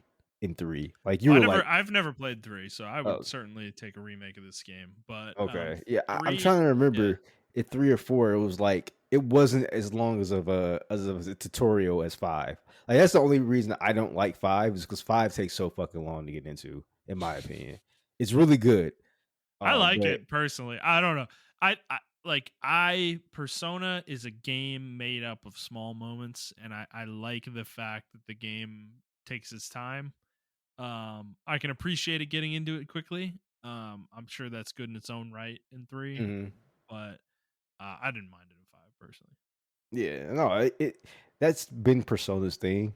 It just it you appreciate the moments because you have to learn those characters. You have to learn their actions, or you have to learn their motivations and why they do what they do and everything. That's what I appreciate about Persona 5 um the most. I feel like your main character doesn't really have motivations, or he does. Joker does, but it's just like I don't know. He's just you. He's just the Yeah, avatar. I do hope that the next Persona they get away from the silent protagonist thing. Yeah, Um, I would like the protagonist to be more of a active character, I guess. yeah, Joker was definitely better in 5. There are certainly moments in the game where Joker takes an active role and has his own personality, but 4, I felt like the main character was just like a fucking avatar in that game, yeah. you know. Definitely. Um, so I didn't love that. That's why I like 5 a little bit more too. Is just there I, was a I little bit of progress there, but I'd like to see more. I think 3 too also had some very raunchy moments that's not suitable for today.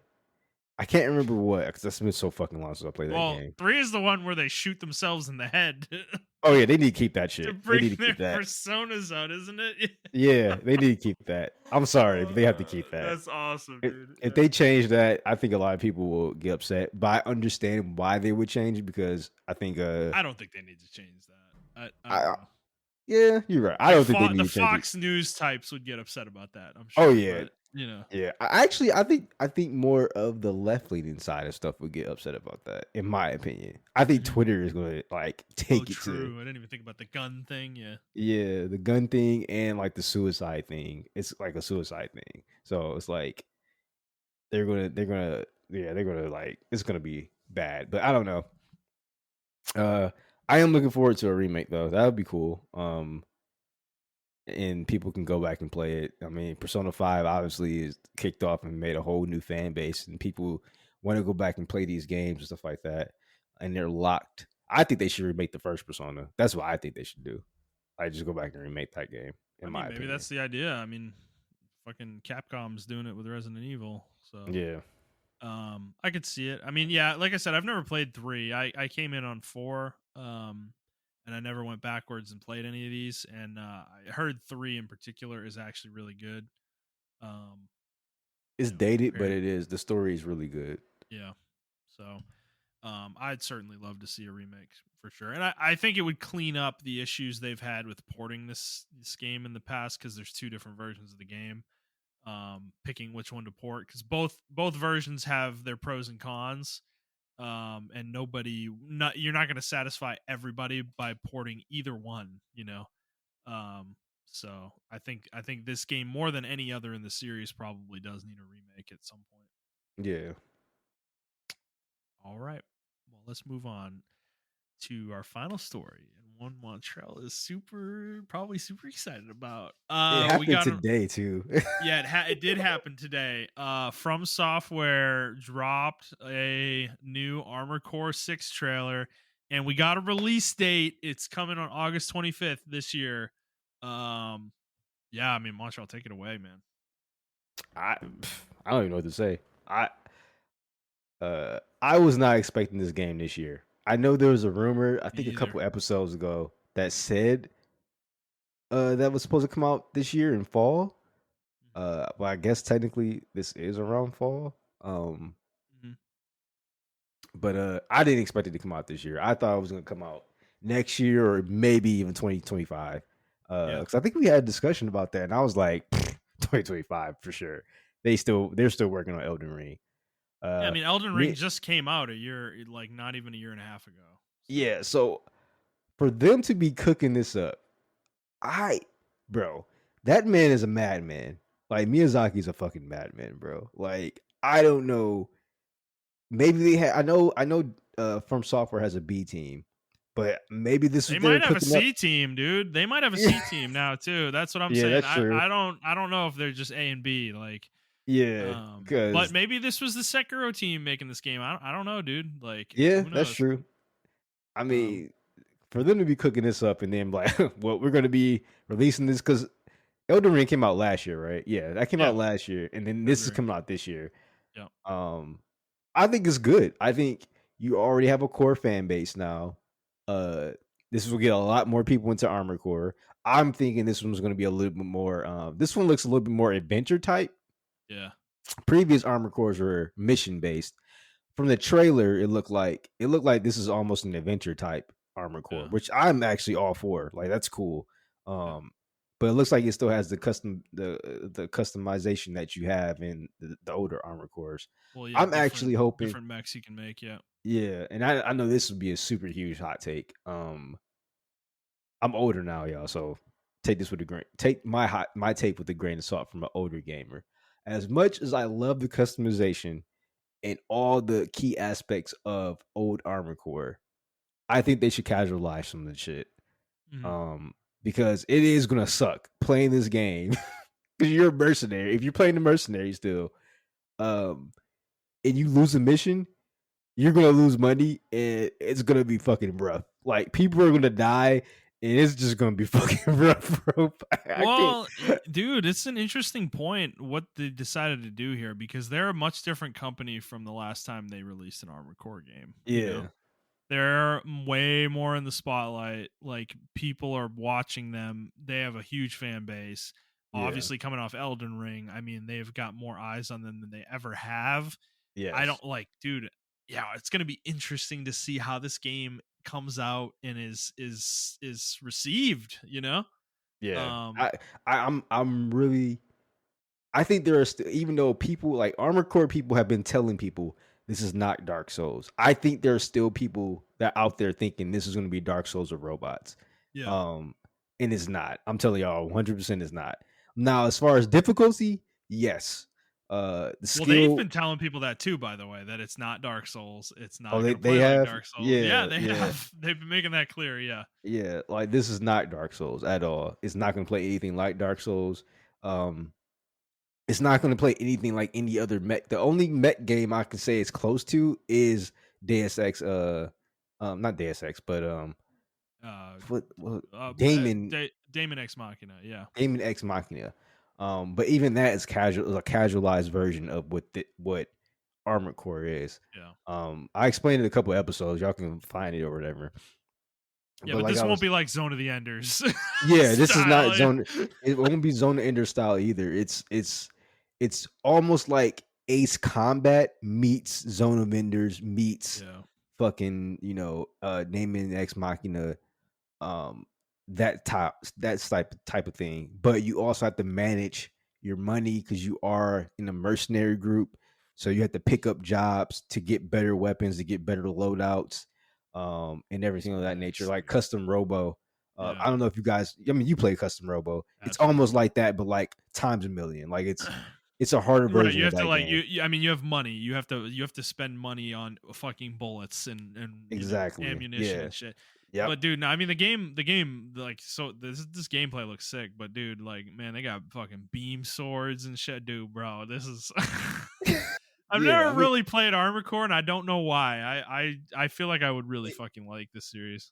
yeah, it's a niche franchise. It's a niche series. I love it when I play. I actually started playing Armored Core 4, and then I went back and played Armored Core Okay. 2, 3, and everything like that on my PlayStation, PlayStation 2. Yeah. And yeah, I just fell in love with the franchise because I remember reading it in Game Informer. They had a whole fucking section in Game Informer for Armored Core, and it was different user submitted. This is like before the internet, y'all. This is crazy. They had different user submitted Armored cores that people sent in, uh, with their own designs, and they named them and everything. Like this is from user such and such such such, from Missouri, and this is the name of their armor core or their core, and the reason they made it. And they have like some little made up lore they made up why they made it or whatever the case may be. And I just thought that shit was so fucking cool, and I played it after that. Um, and yeah, I don't know. It was just a really cool thing to see. Uh, and if you're just into mecha stuff anyway, I think is really cool. Because I was always into mecha, but it's like I wasn't into like the Gundam mecha shit. I was Yeah. into like the more realistic, like if this was like some real Yeah, shit, dude, you know, like, fucking, like front mission. front Yeah, mission style, yeah, yeah, absolutely. Me like I'm dude, I like Gundam, I love Gundam, I do, yeah, but I'm actually with you, I'm way more into this, like, pseudo-realistic style mecha stuff, yeah, yeah, absolutely, like, Front Mission is my shit, dude, like, I fucking love that series, you know? yeah, Um, and I mean, yeah, it's cool like to play like the Zona Enders or the Gundam style games or whatever. Like I actually like the Zona Enders more than the Gundam games or whatever. I don't know. Zona Enders just felt really cool to play that mech for some reason, and yeah, it was just the Jehuti or whatever. It was just really cool to play. But then I play Armor Core and everything, and yeah, man, just like yeah, especially Armor Core 4. I think that was mhm, like the first one you could play online, or Armor Core 5. um, and you were in a clan, and your clan controlled part of the world, and yeah, like another yeah, person, another clan who's also another mercenary group can come in and take it.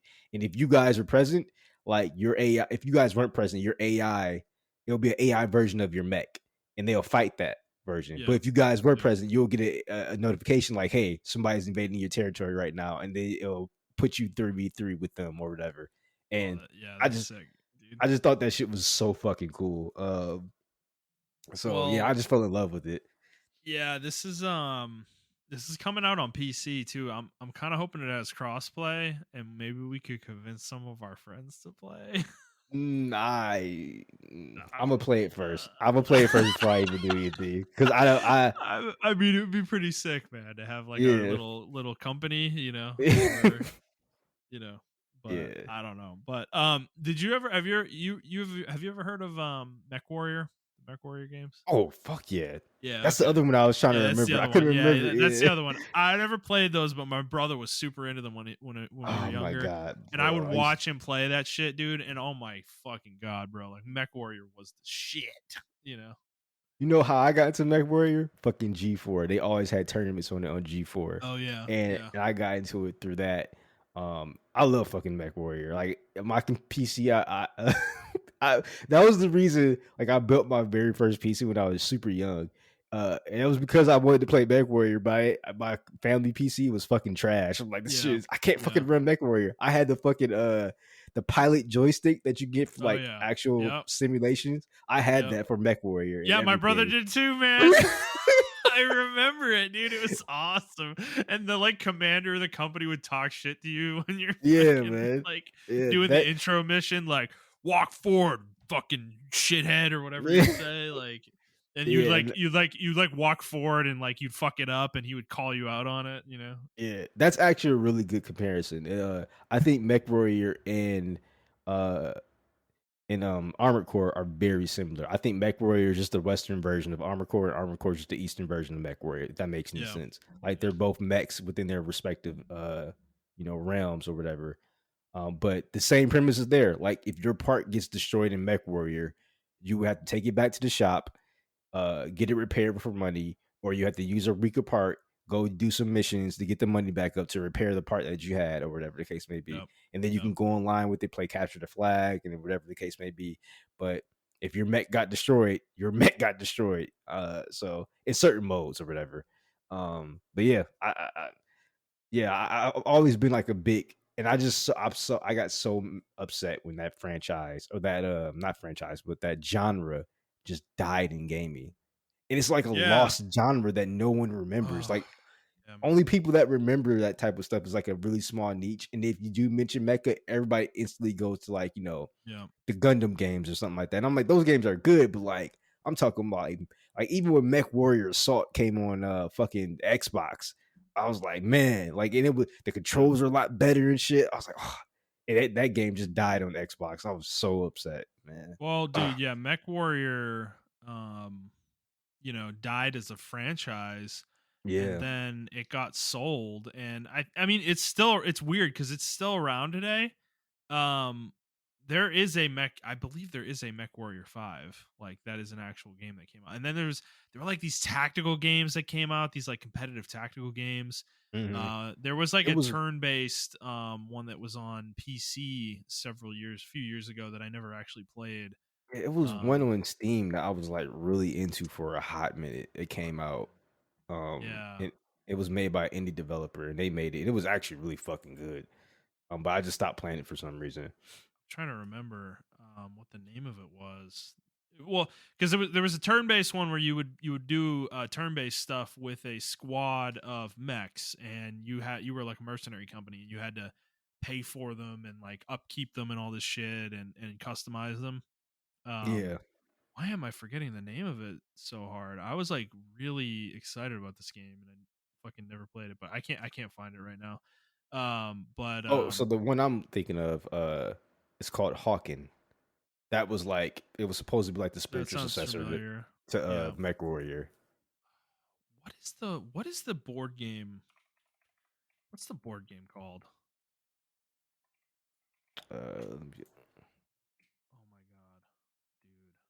Yeah, there is BattleTech. That's what it is. ah, Yeah, oh my god, I BattleTech. forgot about BattleTech. Yeah, Yeah. BattleTech, which is like an offshoot of I think Mech Warrior came off of like BattleTech's like the original shit. That's like the old board game stuff. But yeah, there were those BattleTech games that came out in like 2018, 2019. A ton of those that came out, and I actually own them all. I think I bought them at a Steam sale, so I just Oh, need to buy those at some what was point. the other one that had like that huge ass controller and it was designed for that Mech game? And then the Ooh, I controller don't itself know. was like $200 or $300 to play. I don't know. Oh my god, I wish I Well, can remember dude, that shit. so I don't know if you've ever looked into this, but yeah, Mech Warrior 5 is still going. They're still releasing content for it. And there's something called Mech Warrior Online that is still releasing content. So I don't know what all this is, but I'm seeing it on Steam right Yeah, now. Mech Just Warrior Assault, Mech Warrior 5, Mercenaries. yeah, It's on mercenaries. Yeah. Steam and it has 9 out of 10. What the fuck? I think I might I might buy this. Yeah, I don't know. Um might be worth looking into certainly. Yeah, I'm definitely gonna add this to my wish list like right now because Yeah, we I'm should probably look about to into buy it. it. Yeah. But all right, well, that's cool. That'll be a fun one. August 25th, like I said, that is a good release window too. It's kind of clear of most other things that we know of at the moment. Um, so we'll see how that game does. That'll be a fun one to track, certainly. All right, so we're done with news. Let's move on to our final segment, which is a follow up to guess the Metascore from a few weeks ago. We guessed the score that we thought that Star Wars Jedi Survivor would get on Metacritic, and Montrell guessed a 9.1, and I guessed an 8.8. And Montrell, it looks like I win this round because the scores are 86 on PS5, 87 on Xbox, and 81 on PC right now. For Star Wars, Star Wars Jedi Survivor. I thought So, I got tens across the board. Hmm. well, the PC version I've heard is a bad port. Oh yeah, that's true. It's got Yes, some I serious did see performance Skill Up tweet issues right that, now. Yeah. even though I thought I had him muted. Yeah. But Maybe somebody retweeted it, and that's yeah, how it maybe got somebody there. retweeted it because I thought I had him muted That's ever how since I the saw cyber. it too. Was a Yeah, retweet. So ever since the cyberpunk thing, I had him muted. So, yeah. uh, But yeah, it's so doing pretty good. Solid game. Mid 80s, mid to high 80s. So that is I'm pretty good interested on in seeing Metacritic. what Tears of the Kingdom's getting. I'm seeing people like already talk it up, but I've watched some gameplay, and I think Justin, I'm going to be honest, man. For Tears of the Kingdom, I think this might be our Zelda. I think the Yeah. areas are going to be designed like dungeons. Yeah. Um, I think this might solve our issue with the original Breath of the Wild that everyone else just seems to fucking miss, for just overlook, glance over, and Yeah, yeah. we're in a whole world of our own. I'm not even getting to that, but yeah, I think this one might solve our issue. If not, then it is what it is. Okay. Well, we'll see. I mean, it's coming out in 2 weeks. 2 weeks from tomorrow, I think. Right. Yeah, yep. I don't know if I. God, man. These games, they're coming too I'm not. fast, man. I'm not buying it immediately. I'm alright. Now that I know MechWarrior, I'm not MechWarrior. Now that I know fucking Oh Armor yeah. Core's coming out Yep. in August. I mean, I was supposed to be my Monster Hunter time, but I don't know, bro. Y'all might have to take the GG. L. GG. Well, I was thinking Monster Hunter like July, August timeframe. So, we may still be able to do that. Okay, yeah, that's But true. That's yeah, true. I don't know. Realistically, I'm not sure we're gonna even have that time frame because dude, I'm gonna be behind. Like I'm still playing Atelier Riser, I'm still playing Metroid, I'm now playing Honkai. Star Wars is coming out here. We're gonna have Zelda that I do want to play, and then Diablo is probably gonna absorb a fucking ridiculous Oh, I amount of forgot time. about. I keep forgetting And about then Diablo, and then Final Final Fantasy. Fantasy 16 is Yeah, coming out. we got Final Fantasy 16, and then if I want to be extremely ambitious, there was also Pikmin 4 in July that I thought looks fucking awesome. So Oh, I forgot that game came out this year. yeah, July 21st. Yes. My God. Um, and then if I want to be really ambitious and pretend I'm actually going to play this, Baldur's Gate 3 comes out at the end of August. So, and then Starfield comes out in September 6th. I thought I got pushed Um, back. yeah, no, it was pushed to wait. Oh, was it pushed to next year I think that was pushed back. again? I thought it was no. It's September 6th this year. I think that Really? is the date. Let me see. I could have swore that one got pushed I don't back know. like It's been further. it's been pushed so many times. I Oh no, don't you're know. right. You're right. No, It's been pushed it's back this to year. the Well, sixth. there's Yeah. another game in June. Fuck that I'm forgetting the name of. Uh, shit. Let me go to. I have it on my Amazon wish list. It's the one that was on a Nintendo Direct. It was like that Phantom Investigator game that looks really Oh cool. yeah, yeah.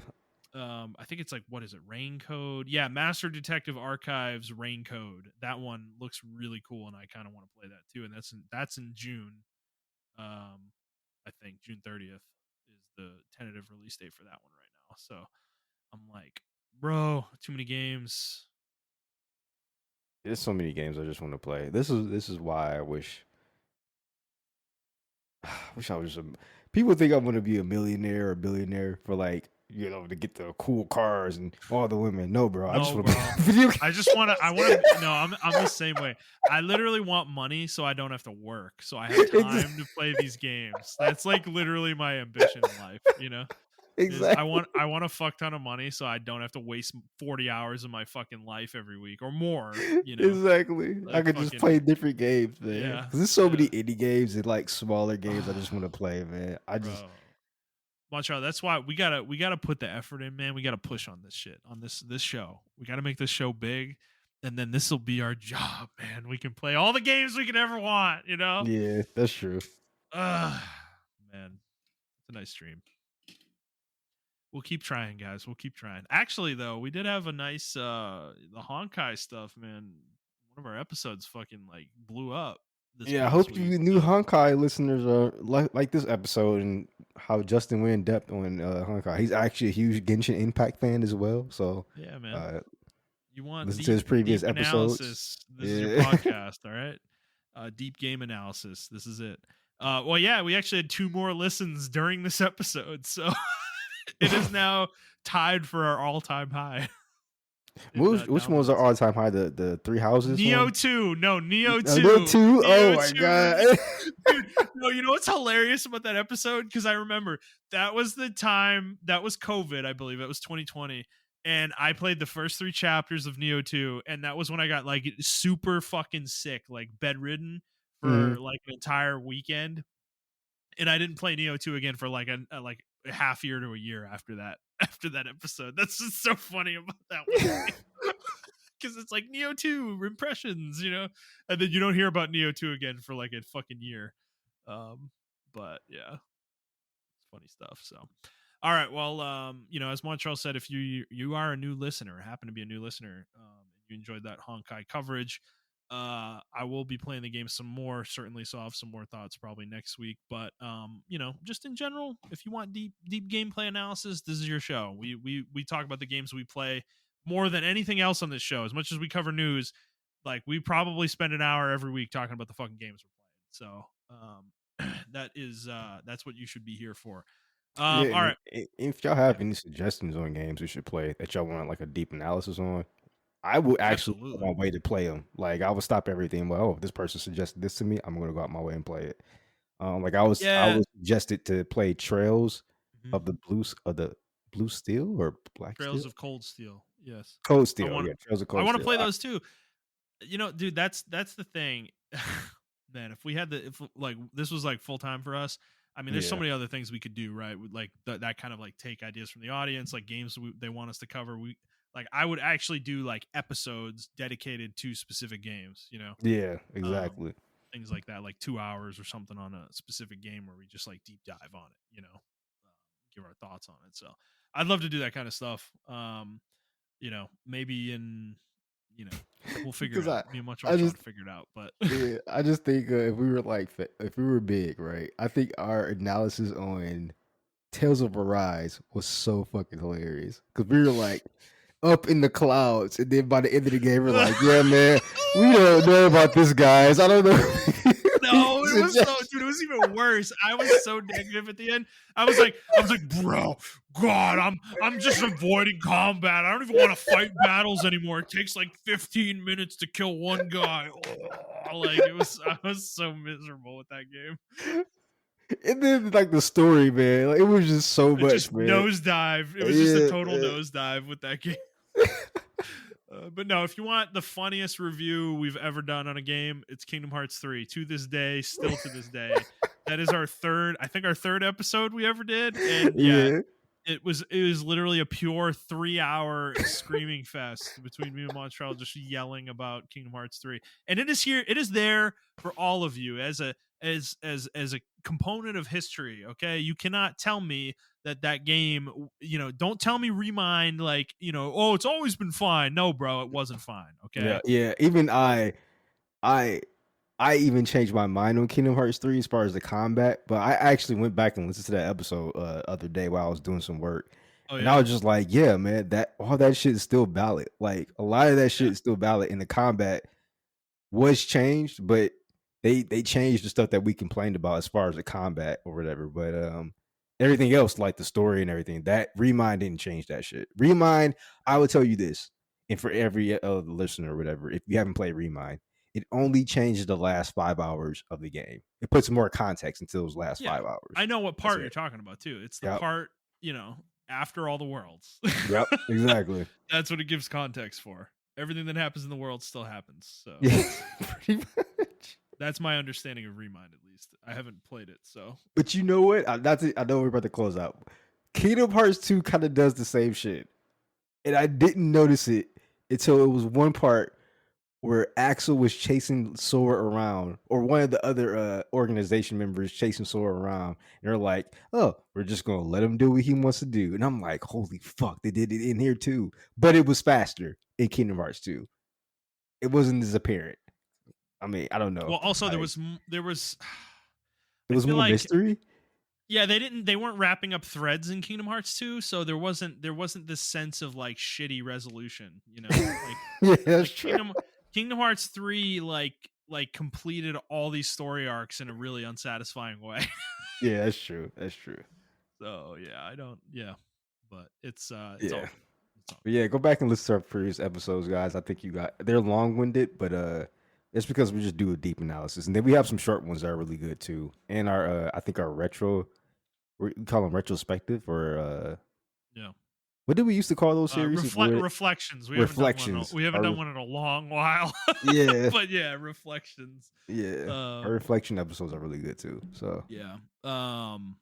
Yeah, I'm trying to think of other ones. The Warcraft 3 Reforged, we had one episode on that one. That was Justin's gold mine. That was me. Yeah, that was my gold mine. I pretty much went off on that.